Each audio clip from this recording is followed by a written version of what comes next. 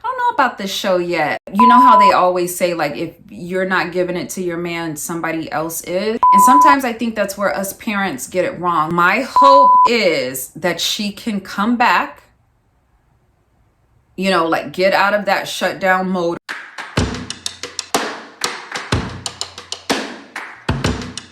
Hi everybody, it is Shae here, back for another video. If you are new to my channel, I do videos on locks, home decor, a little fashion, a little travel, you know, so if that's your thing, please subscribe. This is episode 4 of Love and Marriage DC. Did not do episode 3. That was my bad. I might go back and do it because I watched it and I took notes. I don't know. I'll probably do it. But anyway, this one is called Sex, Lies, and the Great Debate. Let me pull up my notes really quickly. Sex, Lies, and the Great Debate. And I always look at the titles and I'm like, okay, why did they name it this? But I guess it's for, maybe they're talking about like the cheating things that happen between some of the couples. The lies that were possibly told, and then the great debate was maybe Monique and Chris at the end of the episode when they had their argument. So anyway, let's just run through it quickly. I just want to hit the important parts. Some parts are kind of boring a little bit. I don't know about this show yet. I don't find myself like running to watch it on Saturday nights. I actually don't get a chance to really watch it until like Sunday. It's pretty good. You know, when I do actually finally watch it, there's some gems in here because, you know, it's about love. It's about marriage. Some of the things I'm able to relate to. Some things I'm not. It's just, you know, the ladies are beautiful. I always like looking at them and their fashion. So it's kind of growing on me. You know, I think I said in one of my other videos, like sometimes people rate shows on how good they are based on the drama. And I kind of hate that we do that because I don't like, you know, like, so I just don't like drama. Like, you know, like, okay, I get it. It's for ratings. People want to see that for whatever reason.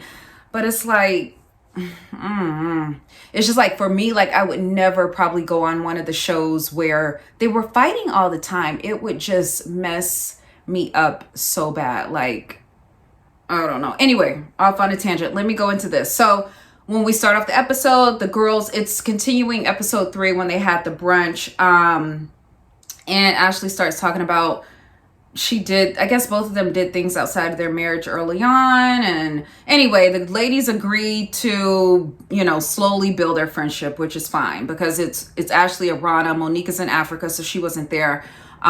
It's Monique's other friend that's there, and then also Winter. Ashley and Arana did say, you know what, they're not going looking for trouble regarding their men, as far as like, I'm not checking his phone and things like that. And I agree with that because once you start doing that, if you start doing that, you're probably going to find something. All right. So then we also see Monique. There was a scene with Ashley talking to talking to Quick's business partner.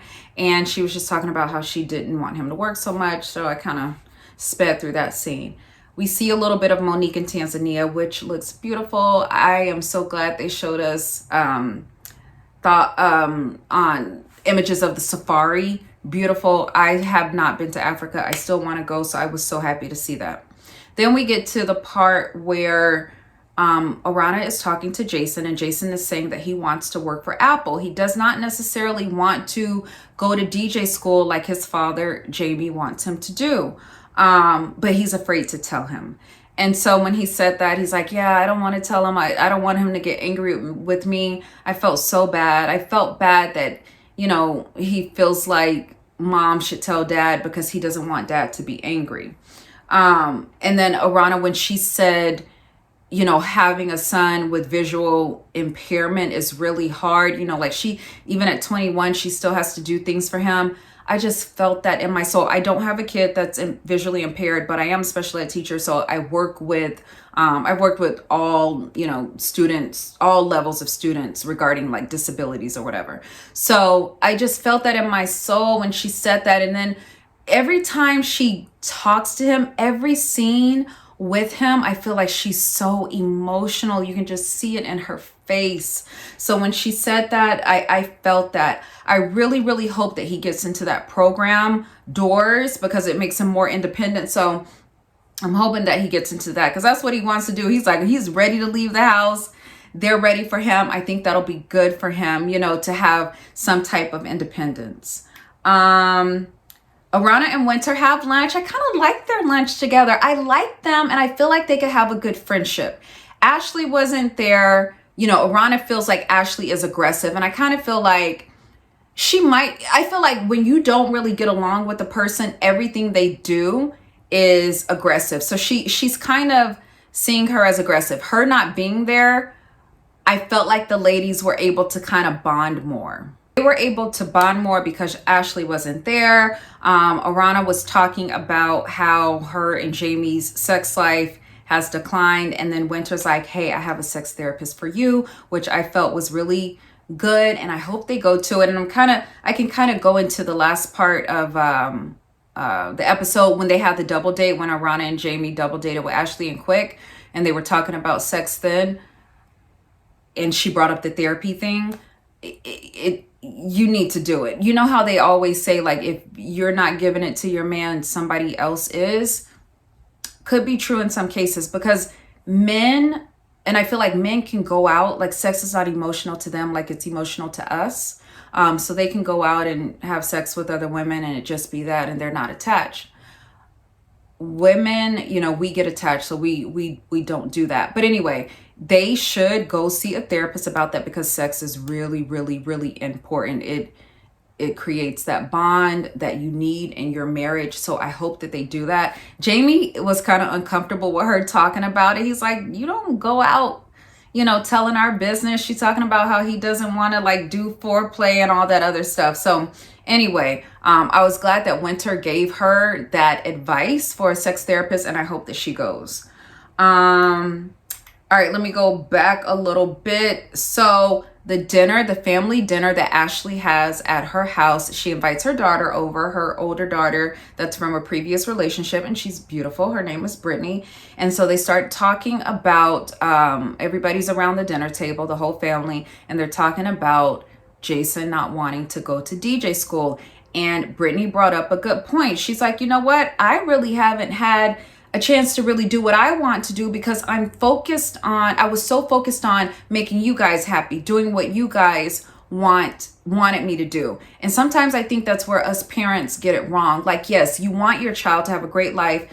You want them to do, you know, things that you know that they will be successful with and all that stuff. But at the end of the day, it is their choice. You cannot force them to do anything that they don't want to do, you know, if they're an adult. Quick even gave good advice when they went on the double date. He's like, look, don't force him to do it. Yeah, Jamie's like, he loves music. Quick says music and playing and being a DJ, two different things. Jason says he wants to work for Apple. You guys support him in working for Apple. If that's what he wants to do, that's probably where he's going to excel and be happy. So that's my thought on that. And then finally, we go to the great debate, which is Monique and Chris. They're just folding up clothes and all that, coming back from their trip, like unpacking. And Monique is like, did you have any aha moments or any epiphanies or something like that in Africa? Because she's like, we're both on a spiritual journey. So she wanted Chris, and I totally get it. She wanted Chris to say, well, you know what, when this happened, this made me think about this and all this other stuff. But he didn't. And that's okay. Monique got upset. I get where she's coming from. Like she wants him to go deeper and open up. But he's not there yet. I know it's 10 years, Monique. I totally get it. So, and then she shuts down after he, you know, doesn't respond like she wants him to. My hope is that she can come back, you know, like get out of that shutdown mode or whatever, and they can come back and talk about it, because shutting down is not good for a relationship. Like, you need to get your thoughts out. Chris needs to be vulnerable. Maybe it's not, you know, maybe he doesn't have the words to articulate, going deeper or whatever you want to call it. So maybe he'll have to find some other way to do that. Maybe he expresses it by writing a letter or whatever. But I totally got where Monique was coming from, but her shutting down is not going to be productive. And I hope that they can come out of that. We'll see on the next episode. The previews for the next episode was them talking to the producers or whatever, you know, like the crew, and she's talking to her friend like, I want him to open up. I want him to do this. Chris is going to have to work on himself, and I know that he's in therapy. He'll have to work on himself to get through that. What else? Oh, the girls all meet again, and it looks like Ashley is confronting Winter. So we'll see what happens in the next episode. Anyway, give me a like, a comment, whatever. I will see you guys next week. Hopefully I'll have this up on time. I will try my best. All right, until then, thank you so much for watching. Have a